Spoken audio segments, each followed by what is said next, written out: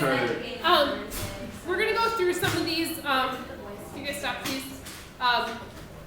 We'll go through, I don't know that we're going to go through absolutely every one, or maybe I'll get you guys going on it and then give you a little time to work. But let's talk about some of these in terms of kind of some strategies. I would highly, can you guys stop with the water bottle? I would highly suggest writing things down with us. There's something to be said about breaking my pen. There's something to be said about like remembering things better because you wrote it down and you heard it and you saw it. You saw all three of those things, and those are just other ways to like get things into your memory. So please don't just be an observer with this. The more practice you do, the better you will get at it. Even just, like I've told you guys before, I've taught this, but I taught it back at Cedarburg. And when I've been here 4 years, so it's been at least 4 years since I taught it. Just even in the last couple of days of doing it again with you guys, it's come back more quickly to me as a teacher, but at the same time, it's something I hadn't done for 4 years, and it's something you learn as you do. So please practice and try and do different things with this. So one of the things here is to turn things into sine or cosine. So secant can become cosine. So I want to switch it into cosine because of the fact that I know secant and cosine have a relationship. And if you need your salmon sheet out, have it out. But hopefully some of these are going to become a little bit more kind of second nature to you. But until it does, you're going to want to have that. So secant is 1 over cosine. It's mostly 1 minus. Yeah, it's 1 minus. Oh, thank you. Yes. That would have caused issues in a little bit. Now, again, thinking ahead a little bit with this, already I can see like kind of some like good things are going to happen because of the fact that I'm going to FOIL this, and they're almost conjugates of each other, but not quite. So there's things that hopefully will work to our favor here. So I'm going to FOIL. So first is 1 times 1. Outer is 1 times 1 over cosine of x. Inner is negative cosine times 1. And then last is a negative cosine times 1 over cosine. So this is what happened when I FOILed. Hopefully you see the cosine over cosine becomes what? It becomes 1. So this is going to be 1 here.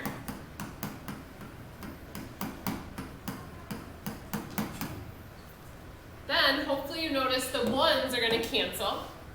1 minus 1. And then I have a fraction and not a fraction. So I'm going to make this into a fraction.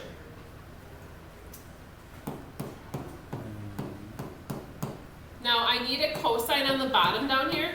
There's already a cosine on the top, so I'm going to multiply each of these by cosine of x.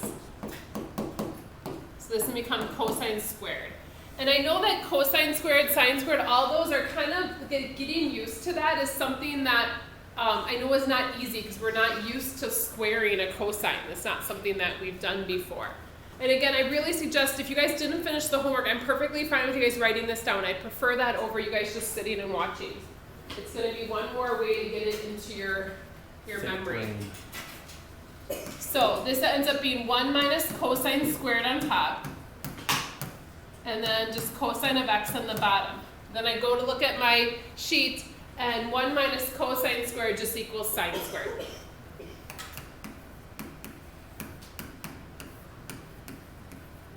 Now, technically you could just leave it this way, because they said leave it as sine and cosine. I did write it another way just in case you wanted to switch it to, it would be like tangent times sine, but I think this is perfectly fine. It's sine and cosine, can't be simplified any further. All right.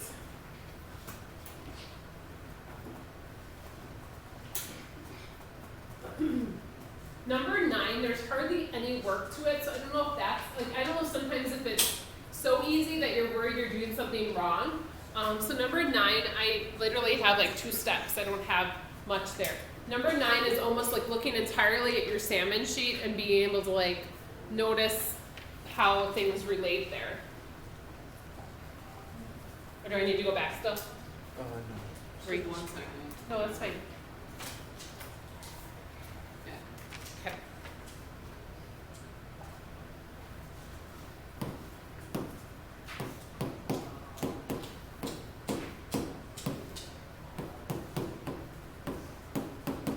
Again, anytime you see a 1 and a trig squared, either 1 plus, 1 minus, so like noticing whatever the trig function is, it's probably going to use one of our identities. And so looking at your sheet, and that's why we did like on the back side of that, that's why we did those 1 through 8, because sometimes they manipulate them and they change them. So 1 minus sine squared, I believe, is on the back side of your identity sheet. I believe it's like number 1 or 2, I think is, right? Is that what it is? So like understanding that if you see that squared, it's probably something that we can rewrite it as. Now, if it's not squared, it's probably not one of the identities that we can use, like the 1 minus 1 plus. So this ends up just being cosine squared. And then the bottom 1 plus cotangent is, that one, the cosecant, is that secant? Cosecant. It's cosecant.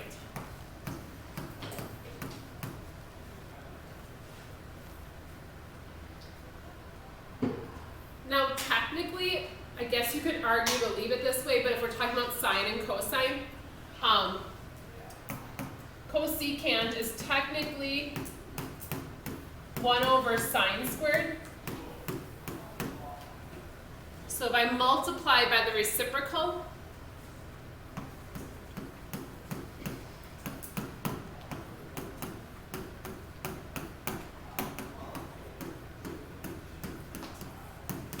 so this one is like, there wasn't a lot we could do with it, so it might have made you feel like, is that really as simplified as it can get?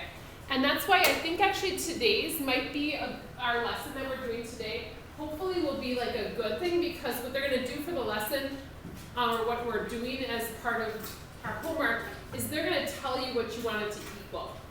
So you're going to know that you're done because it matches the other side. So I always wondered when I taught that if I should flip those two. I don't know if that's a good thing or a bad. Some people don't like to, like that it confuses them. I don't know. We'll kind of see. Maybe you'll like that, and maybe it'll make more sense of this. So, and you can look at 10 and 11 too. That's fine.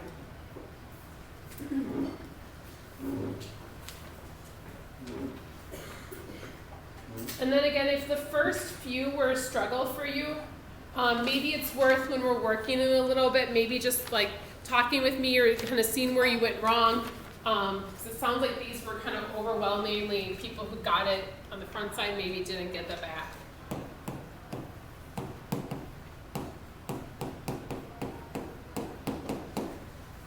Alright, so this one, tangent of x plus cotangent of x. Again, using that rule of switching it over to sine and cosine right away. So tangent is sine over cosine. And then cotangent is cosine over sine. So it kind of looks like we just have like a big, like we've got nowhere, which we really haven't. So what we need to do is we need to get common denominators. I have 2 fractions, so I'm going to try and add those together. So this one needs sine, but if it needs it on the bottom, it needs it on the top. But this one needs cosine. So I'm making the denominators be the same by multiplying by what the other one has. Why that's helpful for us is because now we have the same thing on top twice. Bless you.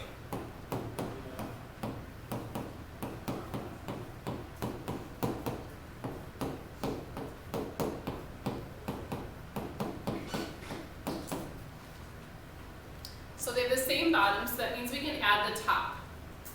It's adding, right? Yeah. So I'm adding sine squared plus cosine squared. Again, another trig identity. So that just this becomes 1.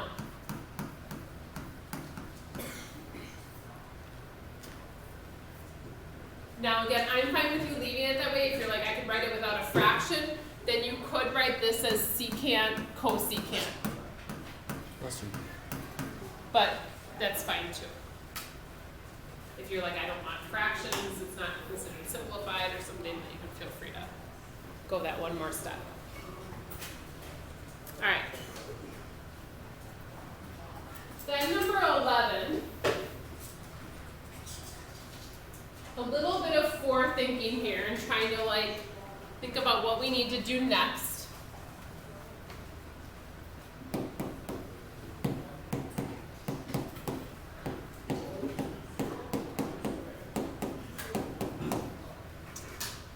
All right, so one of the things I've told you guys over and over again is try to switch it all to sine. And in this one's a really good one of an example of that because I don't want to switch sine. Sine is what I want it to be. But the cosecant I can switch to sine. So if you do that, it's going to look a little bit better. Or maybe not better right now, but hopefully you'll start to notice things that are good about this.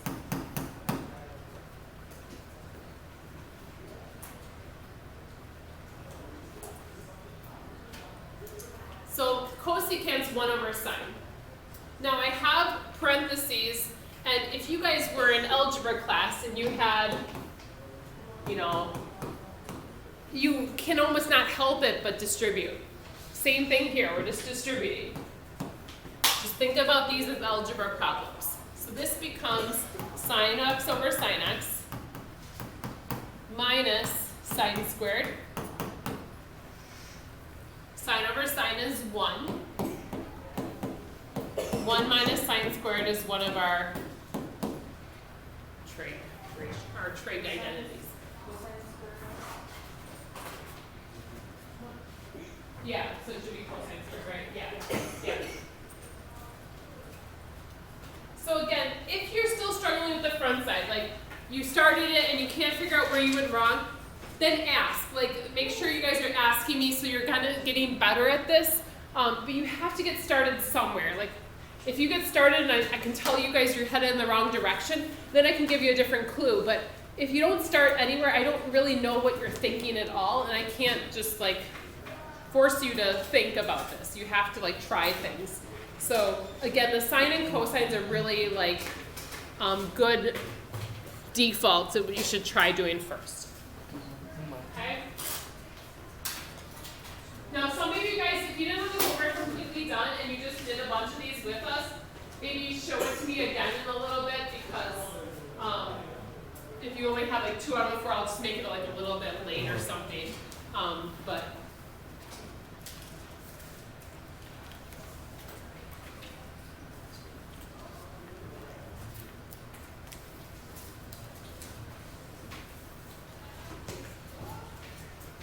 so what we're doing again today is we're trying to get the 2 sides of an equation to match.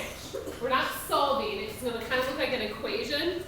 So we're not actually solving for x, we're just trying to verify and get the 2 sides to match. Here it is.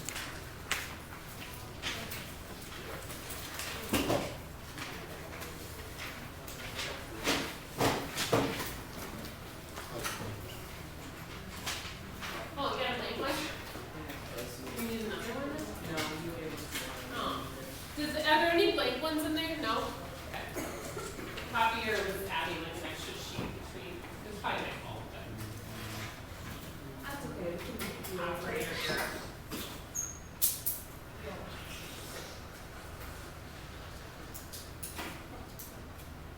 Can I help that? Is that drawing my notes in community grade?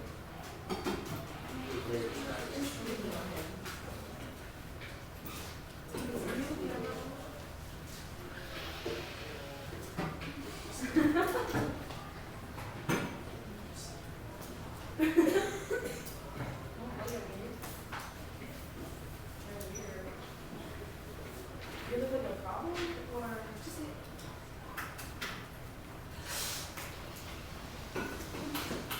yeah?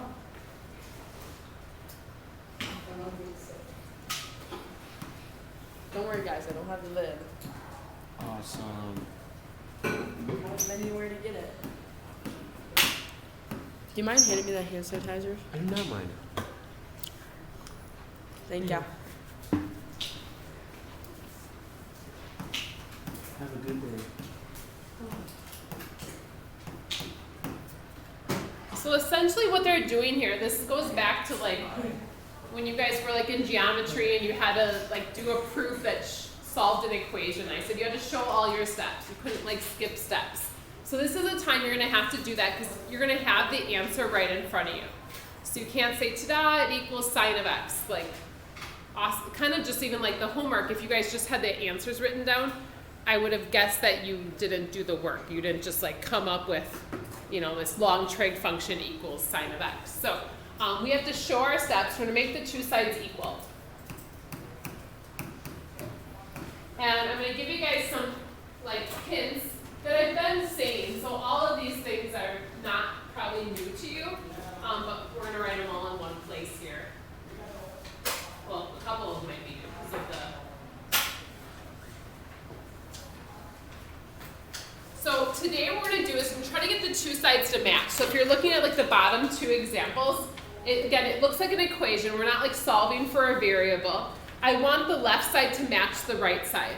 And in order to do that, I'm gonna kind of try to manipulate the one side to equal the other. Typically, you wanna start with the tougher or the more complicated side because you don't know where you're headed otherwise.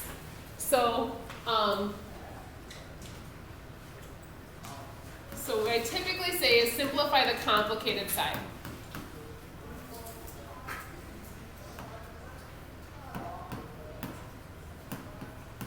Or the more complicated side.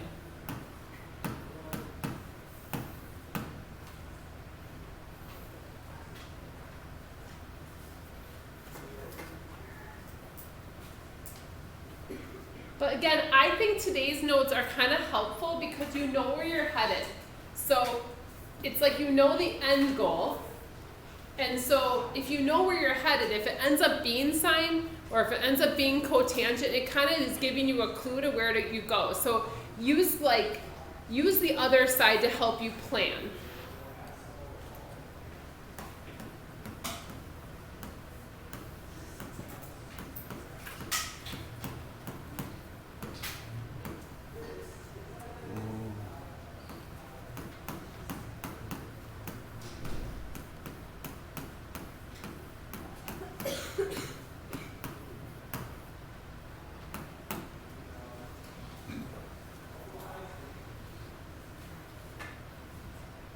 So you know where you're headed this time, which hopefully will be a little bit of help to you.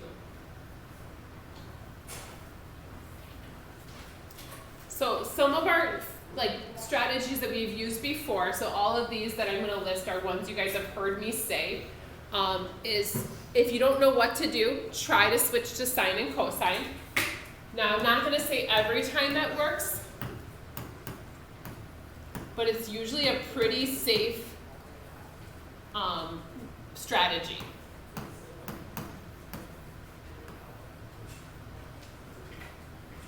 So use by switching to sine and cosine. Another one is if you can FOIL, try to FOIL. But the other one that you might forget about is factoring.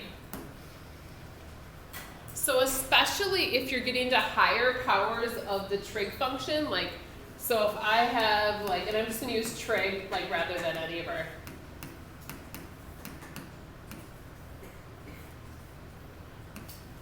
So I'm gonna take out a trig function here.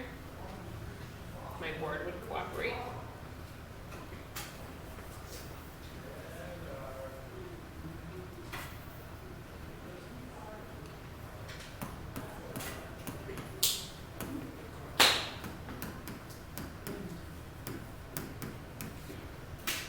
So realizing that factoring is not that's a strategy we can use, and it's probably a good idea.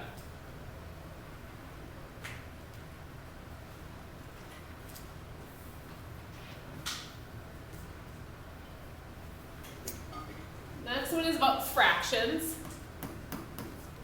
So if they're fractions, remembering to add, subtract, multiply, and divide.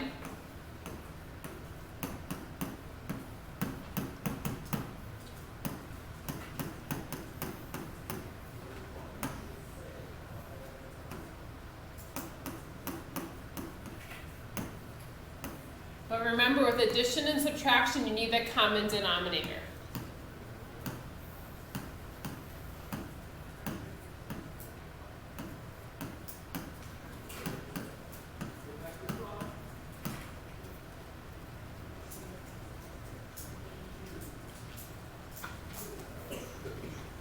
And then finally, don't forget about the conjugates.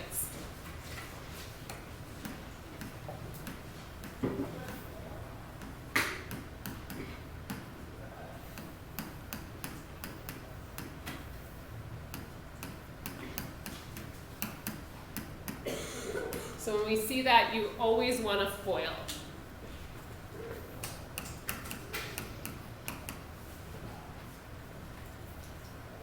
Because that will always become, if it's the same trig ratio or the same trig function, it'll always become that. So we like when we see conjugates. So I want to give you guys a minute to look at like the first couple here.